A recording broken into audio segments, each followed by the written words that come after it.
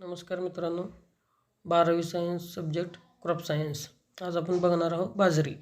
त्याचं local name आहे pearl millet किंवा साजगोरा. फॅमिली आहे ग्रॅमिनी.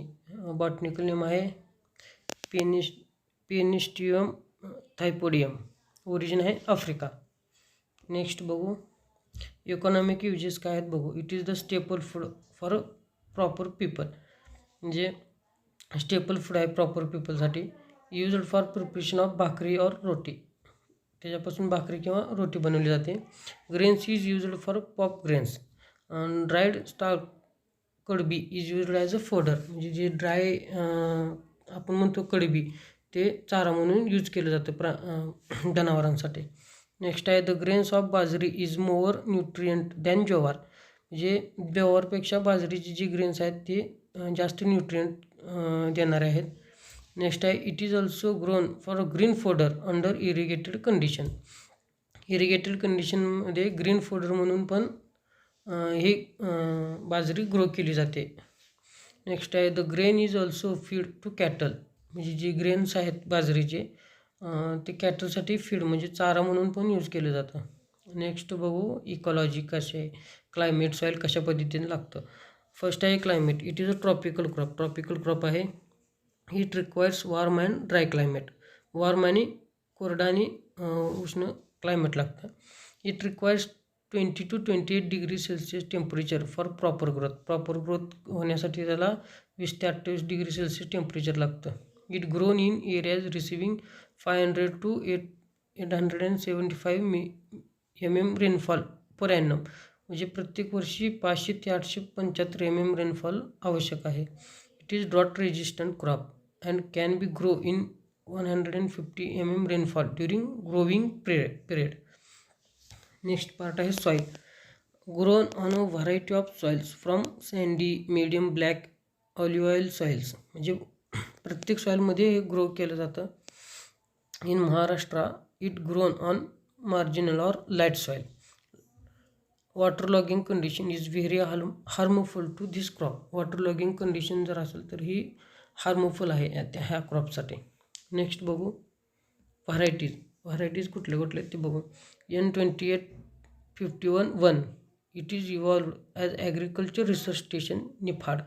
निफाडचे जे ॲग्रिकल्चर स्टेशन आहे रिसर्च स्टेशन तिथे ही व्हरायटी डेव्हलप केलेली आहे. It matures in 85 to 90 days. म्हणजे 85 ते 90 दिवसात ही मॅच्युअर होते आणि जिल्ड आहे 350 kg per hectare. Suitable for Nashik, Pune, Ahmednagar district. म्हणजे ह्या डिस्ट्रिक्टसाठी खास सुटेबल आहे ही व्हरायटी. नेक्स्ट बघू HB1 हायब्रिड बाजरा आहे.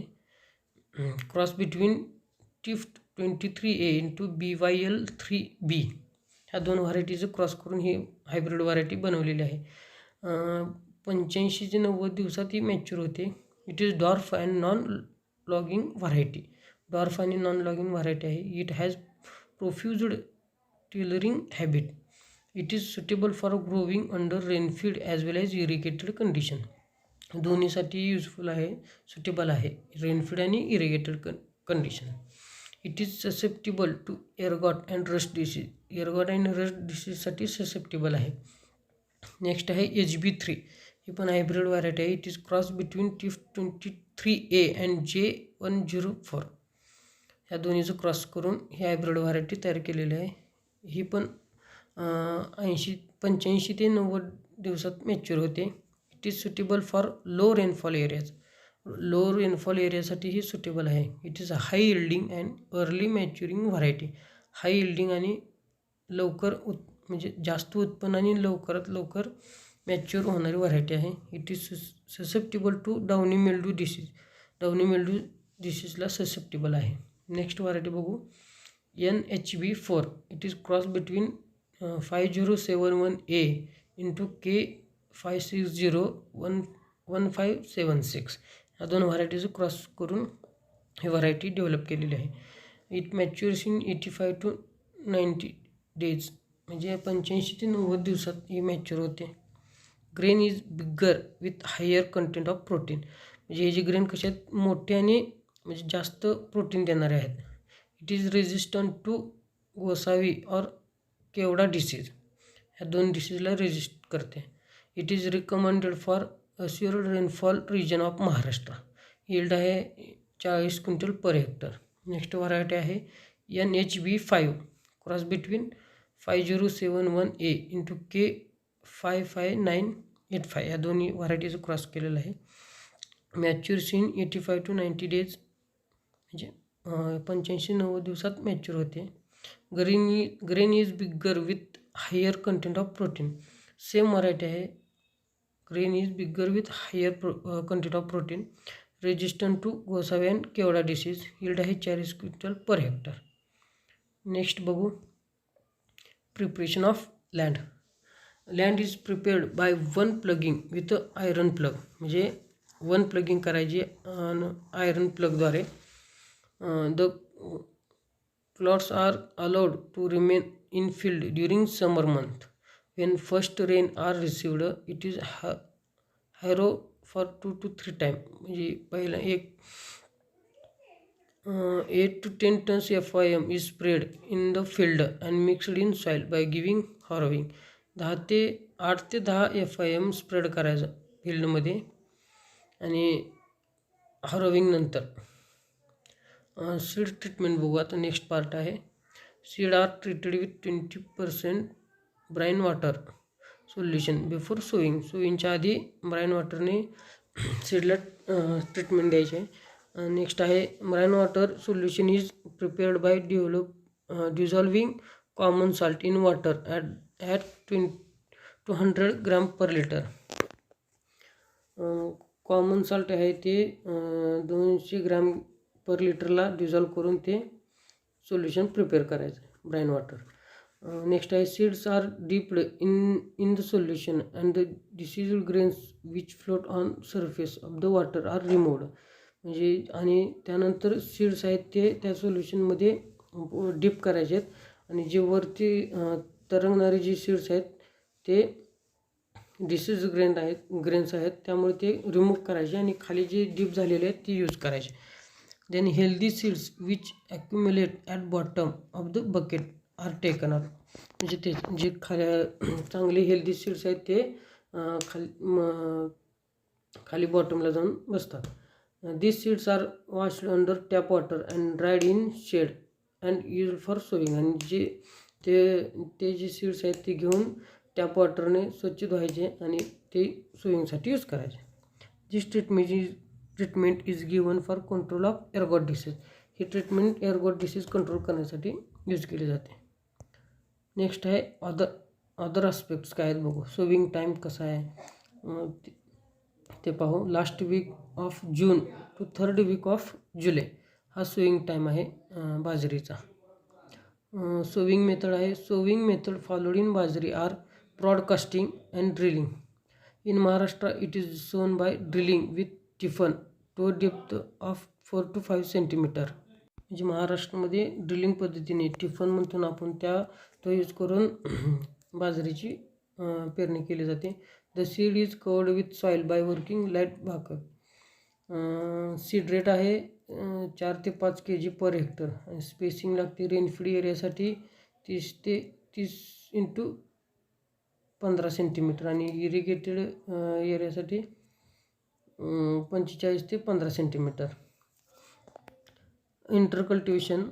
नेक्स्ट पार्ट आहे intercultivation. Thinning is done at 10 to 15 days after sowing. म्हणजे थिनिंग सोईंगच्या 10 ते 15 दिवसानंतर थिनिंग करणं गरजेचं आहे. 2 hoeing and 1 hand weeding is given at 15 days interval. 2 hoeing आणि 1 hand weeding is given at 15 days interval. It is necessary to keep the bajri field with about 40 ते 50 days after sowing.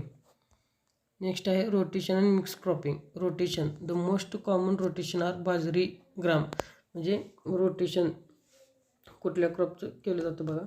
बाजरी ग्राम, बाजरी ग्राउंडनट, बाजरी linseed. आणि mixed क्रॉपिंगमध्ये बाजरी is taken as intercrop with तूर, उडीद, soybean. म्हणजे बाजरीमध्ये तूर, उडीद, सोयाबीन हे क्रॉप घेतले जातं इंटरक्रॉप म्हणून.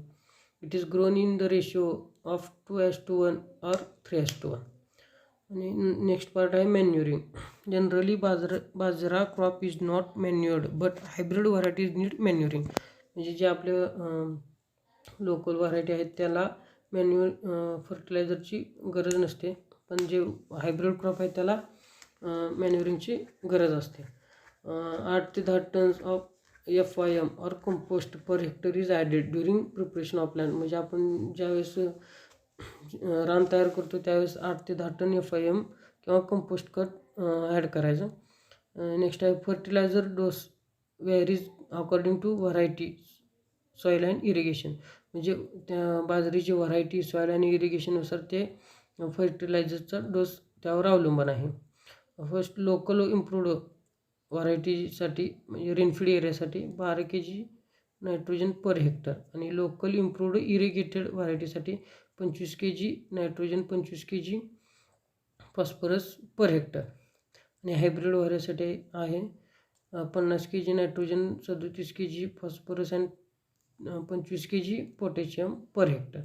In case of rainfed crop all fertiliser is given at the time of sowing. म्हणजे रेनफीड क्रॉपसाठी क्रॉपला फर्टिलायझर हे सोविंगच्या टाईमला दिलं जातं. In case of irrigated and hybrid crop half dose of nitrogen and full dose of phosphorus and potassium are given at the time of sowing. आणि remaining half dose of nitrogen is given after 3 to 4 weeks of sowing. Next आहे irrigation. It is grown as rainfed crop so no need of irrigation. हा rainfed crop असल्यामुळे इरिगेशनची शक्यतो गरज नाही. In kharif 1 to 2 protective irrigation may be given under long gap between 2 rains. म्हणजे in kharif सीझनला 1 ते 2 प्रोटेक्टिव्ह इरिगेशन देणं गरजेचं आहे. रेन्समध्ये जास्त म्हणजे पावसाळ्यात जर जास्त गॅप पडला 2 रेन्सच्या मध्ये. When it is grown as irrigated crop then irrigation are given at tillering stage, flag leaf stage, grain filling stage. म्हणजे ह्या स्टेजला आपण इरिगेशन देणं गरजेचं आहे. नेक्स्ट आहे grain filling stage is the most important stage of irrigation. म्हणजे grain filling जी स्टेज आहे त्याला इरिगेशनची जास्त गरज असते. नेक्स्ट आहे harvesting and threshing. Bajra mature in 80 to 90 days after sowing depending upon variety. म्हणजे 80 ते 90 दिवसात ही मॅच्युअर होते, त्या म्हणजे व्हरायटीनुसार ते अवलंबून आहे. Harvesting is done when lower leaves get dried and drop down. म्हणजे हार्वेस्टिंगची वेळ कशी ओळखायची की जी लिव्स आहेत ती ड्राय होतात आणि गळायला सुरुवात होते. Plant are cut close to ground and kept for drying for 2 to 3 days. आणि प्लांट जे आहेत ते हार्वेस्टिंगला आले की ते पूर्ण ग्राउंड लगत कट करून ते 2 ते 3 दिवसासाठी वाळवण्यासाठी ठेवायचे. They are tied in two bundles and stacked. ते बंडल म्हणजे एकत्रित गोळा करून बांधून व्यवस्थित ते ग्राउंडवरती वाळवण्यासाठी ठेवायचे. Ear heads are removed and taking in done by power thresher. म्हणजे त्याचे जे इयर हेड्स आहेत ते रिमूव्ह करून ते थ्रेशरमध्ये घालायचे आणि त्यापासून ते ग्रेन सेपरेट करायचे. Ear heads are threshed under the feet of bullocks. The grain is cleaned by winnowing. Next आहे इल्ड. लोकल इम्प्रूव्ड व्हरायटीची इल्ड आहे 7 ते 8 क्विंटल पर हेक्टर आणि हायब्रिड ज्वार बाजरीसाठी हायब्रिड बाजरीची इल्ड आहे 20 ते 25 क्विंटल पर हेक्टर. स्ट्रॉर कडबी म्हणजे फोडरची इल्ड आहे 90 क्विंटल पर हेक्टर. नेक्स्ट आहे important pest. Bajra is attacked by the same pest of jowar. म्हणजे ज्वारवरती जे पेस्ट आहेत तेच बाजरावरती पेस्टचा अटॅक होतो. फर्स्ट काय stem borer, second army worm, third आहे ॲपिड्स आणि लास्ट वन आहे midge fly. Blister beetle it causes serious damage to the bajra crop. Blister beetle जे आहे तो बाजरा क्रॉपसाठी घातक आहे. Nymph and adults feed on the pollen grains. त्याचे जे निम्प आणि ॲडल्ट्स आहेत ते पोलन ग्रेन्सवरती जगतात. It's severe case ear heads without grains are found in field. म्हणजे ह्याच्यामध्ये काय होतं तर ती ग्रेन्स आहेत ती विदाऊट इयर हेड्सचेच ग्रो होतात. याचे कंट्रोल मेजर्स आहेत dusting of 1.3% lindane powder at 20 kg per hectare. जे lindane powder 1.3% lindane powder 20 kg per हेक्टरने डस्टिंग करायची.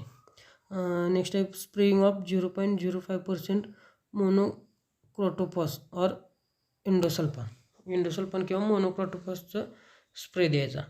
नेक्स्ट आहे इम्पॉर्टंट डिसीजेस काय आहेत बघू. फर्स्ट आहे ergot. It is most serious fungal disease of बाजराचा मोस्ट सिरियस फंगल डिसीज आहे. It is caused by Claviceps species. Next आहे pinkish sugary substance oozes out from the affected flower head. म्हणजे जे affected flower head आहेत का त्यापासून ही pinkish sugary substance बाहेर पडतो. Affected ovaries drops on lower elongated structure known as sclerotia. Next आहे ergot affected grain is poisonous and not be used for consumption.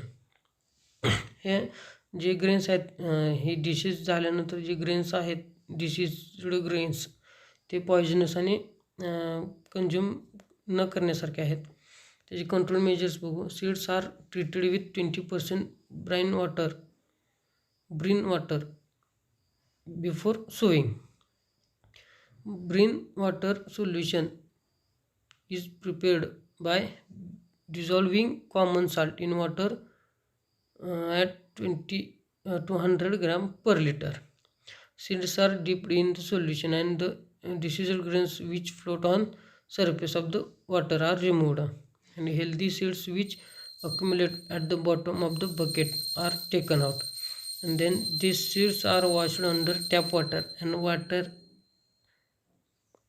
and dried in shade and used for sowing. म्हणजे मागाशी जी पद्धत आहे ती same इथं आहे की Bryan water कसं तयार करा 200 ग्रॅम पर लिटरमध्ये कॉमन सॉल्ट ॲड करून ते तयार करायचं सोल्युशन आणि त्यामध्ये सीड टाकून डीप करायचे आहेत पूर्ण. आणि जे वरती तरंगणारे जे सीड्स आहेत डिसीज्ड सीड ते रिमूव्ह करून जे खाली बॉटमला राहिलेले सीड्स आहेत ते त्या सोल्युशनमधून काढून ते टॅप वॉटरने धुवून मग ते यूज करायचे सोईंगसाठी.